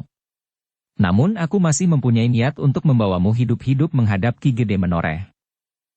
Aku akan mengoyak mulutmu sebelum aku membunuhmu. Aku tidak memerlukan kau lagi. Aku akan dapat membawa orang lain ke rumahku. Orang yang lebih penting dari kau, sehingga aku akan mendapat keterangan seperti yang aku inginkan," geram orang itu. Sabung Sari tidak menjawab lagi. Tetapi ia pun sudah siap dengan pedangnya. Ketika keduanya mulai memutar pedangnya, maka Gelagah Putih pun telah mendesak lawannya pula. Ketika lawannya menyerangnya dengan ayunan tangan mendatar, maka Gelagah Putih telah merendahkan kepalanya, sehingga serangan lawannya itu luput dari sasaran. Sementara itu, Gelagah Putih yang merendah sekaligus menyapu kaki lawannya yang sedang mengayunkan tangannya. Serangan Gelagah Putih menyambar demikian cepatnya, sehingga lawannya menghindarinya dengan tergesa-gesa. Ketika orang itu mengangkat kedua kakinya, maka ia justru telah menjatuhkan badannya dan berguling mengambil jarak. Namun Gelagah Putih ternyata telah lebih dahulu bangkit. Ketika orang itu melenting tegak, maka kaki Gelagah Putih telah terjulur lurus ke arah dadanya. Benturan yang keras telah mendorong orang itu dengan kerasnya, kemudian terbanting jatuh terlentang. Sekali ia berputar menjauhi lawannya. Tetapi ia tidak segera meloncat bangkit. Tetapi dengan kaki bersilang ia telah bersiap menghadapi kemungkinan. Gelagah Putih tidak segera menyerangnya. Ia tahu bahwa sikap orang itu justru berbahaya. Karena Gelagah Putih tidak menyerangnya, maka orang itu pun segera bangkit berdiri. Selangkah ia maju. Namun lawan Gelagah Putih itu ternyata harus berdesis menahan sakit di dadanya. Seperti lawan Sabung Sari, maka orang itu pun segera menarik senjatanya. Sebuah golok yang besar dan berat. Tetapi kekuatan orang itu memang sangat besar, sehingga golok itu nampaknya tidak memberatinya. Gelagah Putih termangu-mangu sejenak. Tetapi ia tidak mau mengalami kesulitan dengan senjata lawannya. Karena itu, maka Gelagah Putih pun telah menarik pedangnya pula sambil berkata, "Kau mulai dengan bermain senjata Kisanak. Kau menjadi pucat, apakah kau menjadi ketakutan?" bertanya orang itu. "Jika aku ketakutan, maka aku akan melarikan diri. Mungkin kau belum tahu bahwa aku adalah salah seorang pelari terbaik di Tanah Perdikan ini, sehingga aku yakin bahwa kau tidak akan dapat mengejarku sampai aku mencapai padukuhan terdekat. Aku akan dapat berteriak-teriak memanggil semua laki-laki di padukuhan tersebut, sehingga kau akan dihadapi oleh orang sepadukuhan. Nah, kau tentu akan dapat membayangkan. Tubuhmu akan hancur dicincang dengan senjata apapun. Bahkan ada senjata yang sudah tidak tajam lagi, sehingga luka yang ditimbulkan akan terasa sangat nyeri. Cukup, bentak orang itu. Kau tidak usah mengigau seperti itu. Golokku adalah golok pilihan.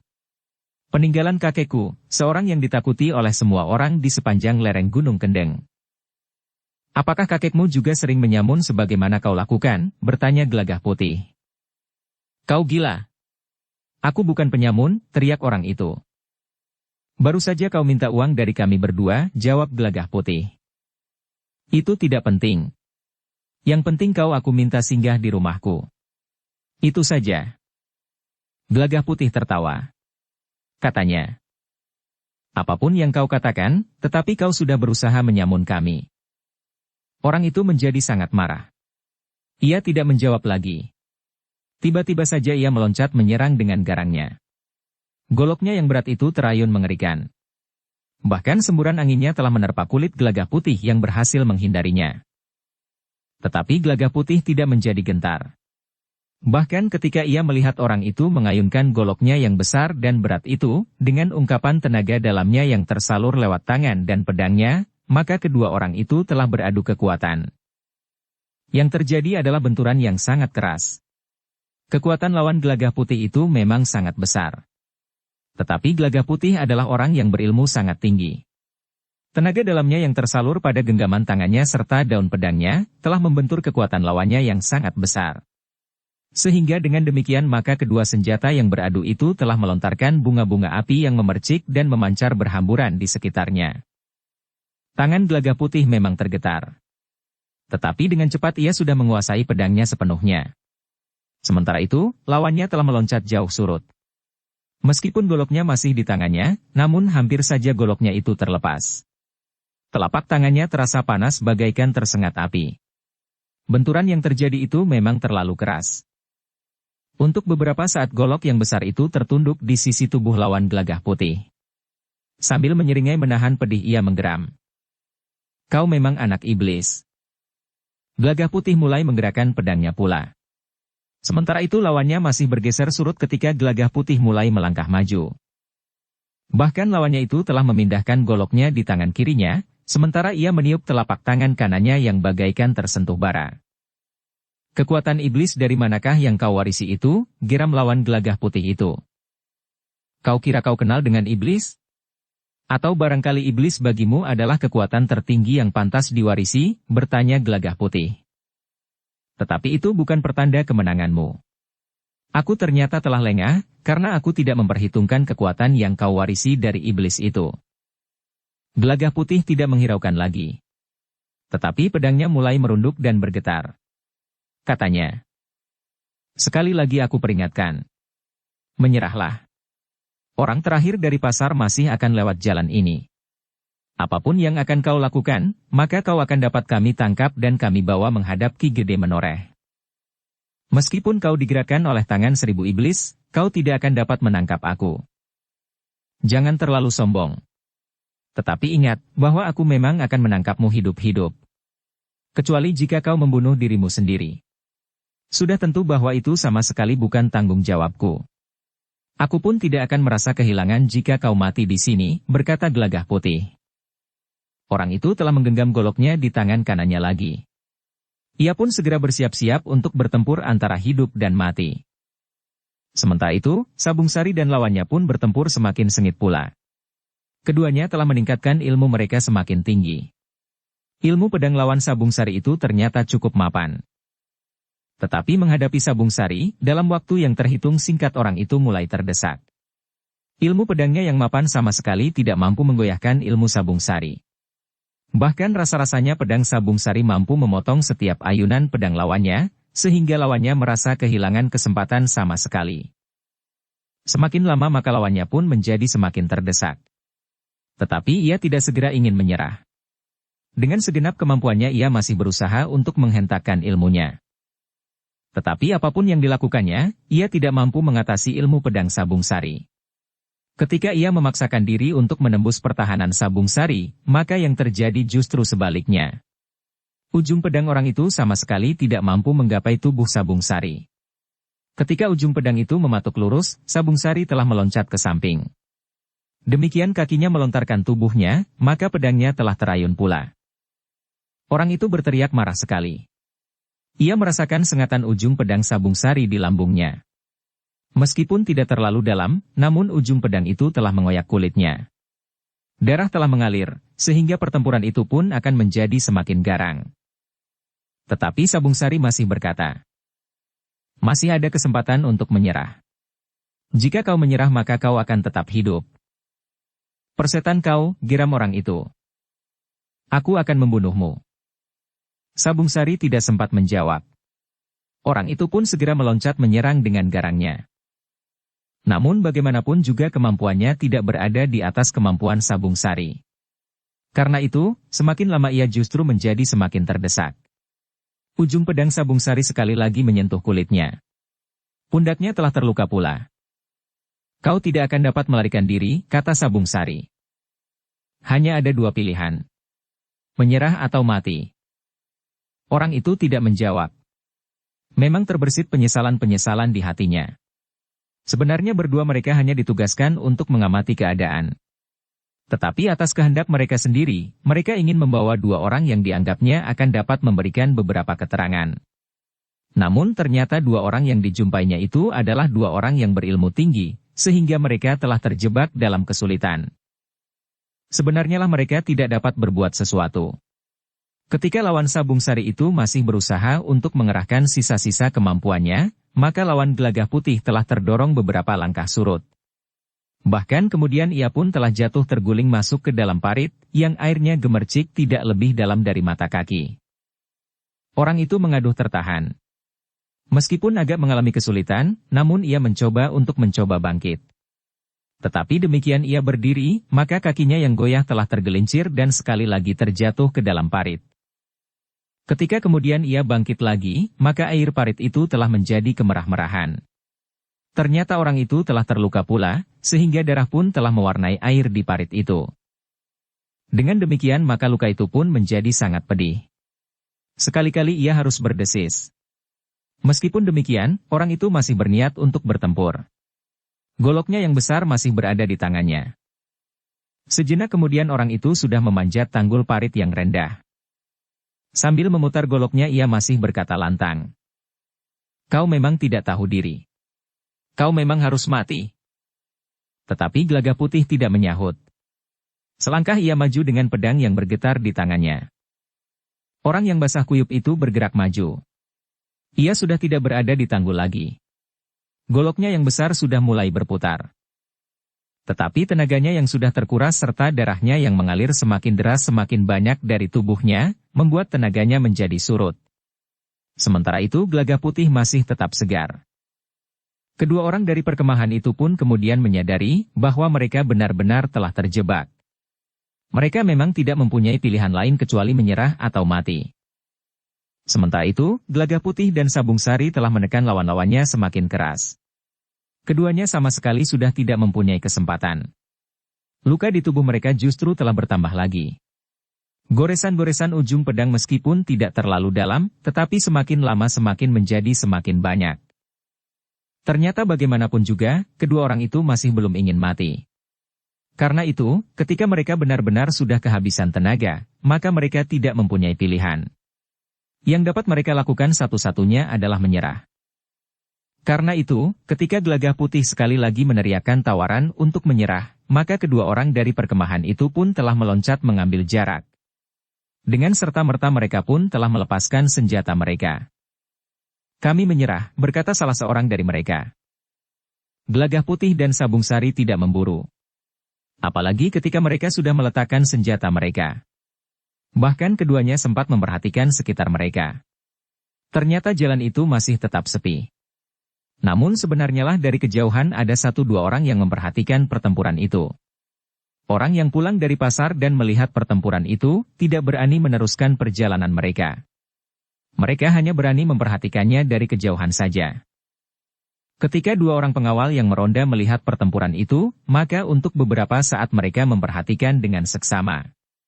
Baru kemudian mereka yakin bahwa yang sedang bertempur itu adalah Gelagah Putih dan Sabung Sari. Namun demikian mereka berlari ke arena pertempuran itu, kedua orang lawan Gelagah Putih dan Sabung Sari itu sudah menyerah dan meletakkan senjata mereka. Bahkan orang-orang yang semula hanya melihat dari kejauhan telah berani mendekat pula. Dua orang laki-laki tua yang kemudian mendekati Gelagah Putih berkata, "Serahkan mereka kepada kami. Kamilah yang akan menghukum mereka." Gelagah Putih justru tersenyum.